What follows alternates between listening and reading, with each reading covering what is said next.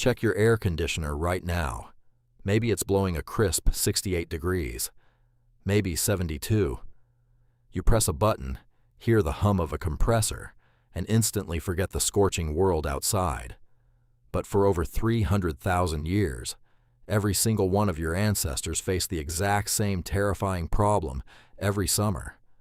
And they had no air conditioning, no electric fans, no glass windows, and no ice. Just their sweat, their hands, and a heat so brutal, so unforgiving, it could drain the life out of a modern human in a single afternoon. So, how did they not just survive, but conquer the hottest climates on Earth? The answer isn't what you think, and it will permanently change how you look at your own home every time summer arrives. Let's start with what extreme heat actually does to a human body. We are not talking about a hot, humid day walking from your front door to your air-conditioned car. We are talking 125 degrees Fahrenheit in the blistering deserts of the Middle East, North Africa, and the Australian outback. The kind of heat where the ground burns through hide sandals, where your body loses over a liter of water an hour just breathing, and where the air doesn't cool you, it cooks you. A modern human dropped into an ancient summer desert without preparation would likely collapse from heat stroke before sunset.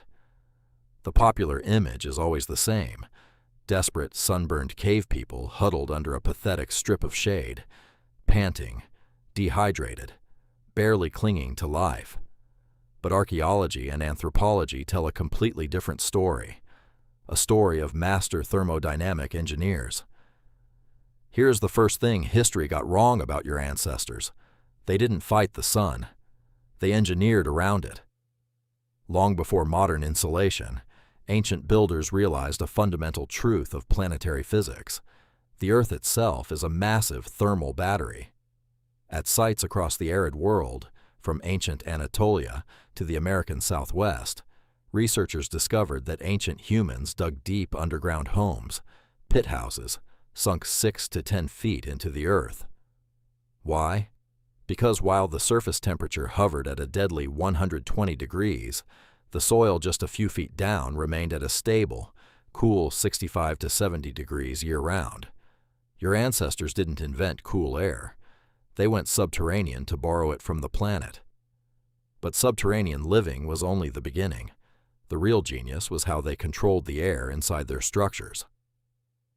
Archaeologists studying early desert settlements discovered winter shelters were built to trap heat, but summer architecture was designed to destroy it. In ancient North Africa and the Middle East, long before modern electricity, humans invented the world's first passive cooling systems. They constructed thick, mud brick walls mixed with straw and clay. Mud brick has a massive thermal mass. It absorbs the brutal heat of the midday sun so slowly that the thermal energy doesn't reach the interior until late at night, when the desert air drops into a chill. By morning, the walls have radiated that heat away into the night sky, resetting the process for the next day. Modern high-rises rely on glass, steel, and massive energy-devouring AC units. Your ancient ancestors built structures out of mud and straw that naturally climate-controlled themselves for zero energy. The materials were primitive. The physics was genius. Now here's where it gets extraordinary. How do you lower the air temperature inside a building when there is no wind and no power? You force water to change state. In ancient sites across the Indus Valley and Mesopotamia, archaeologists found evidence of the earliest evaporative cooling systems, the exact same science behind modern swamp coolers. Ancestors hung heavy, woven grass mats soaked in water over structural openings facing the prevailing wind. As hot, dry air passed through the wet mats, the thermal energy of the air was consumed to evaporate the water. The air entering the living space wasn't just filtered. It was instantly dropped by 20 to 30 degrees. And they took it further. The invention of porous earthenware pots, like the ancient Zeer pot system, allowed them to store water underground. The porous clay allowed tiny amounts of moisture to seep to the outside surface and evaporate, chilling the liquid inside down to near freezing temperatures, even in 110-degree heat. Let that sink in. Stone Age and Bronze Age societies were drinking ice-cold water in the middle of a desert, thousands of years before the first refrigerator was ever envisioned. But buildings were only half the battle. What happened when they had to leave the shelter to hunt, forage, and work under a merciless sun? This is the part most people get entirely wrong. You've probably heard that ancient humans ran around mostly naked in hot climates. In reality, going naked in extreme sun is a death sentence.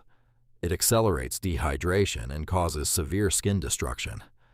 Archaeological textile fragments and ancient rock art show that desert ancestors wore layered, loose-fitting garments made from woven plant fibers or treated animal skins.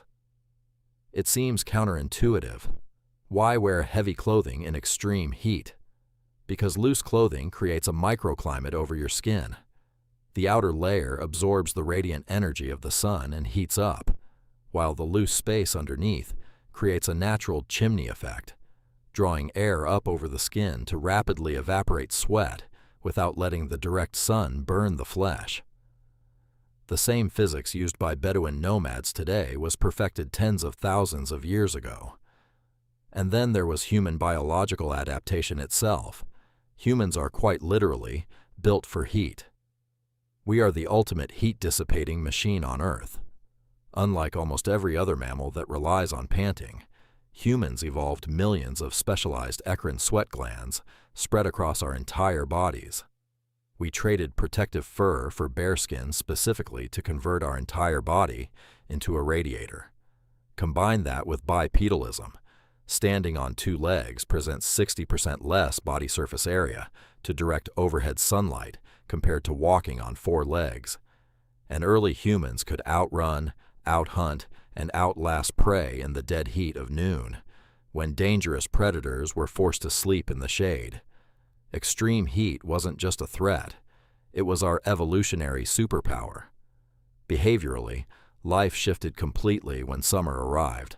Just like winter ancestors adapted their sleep to long nights, summer ancestors adapted their entire society to the sun's arc.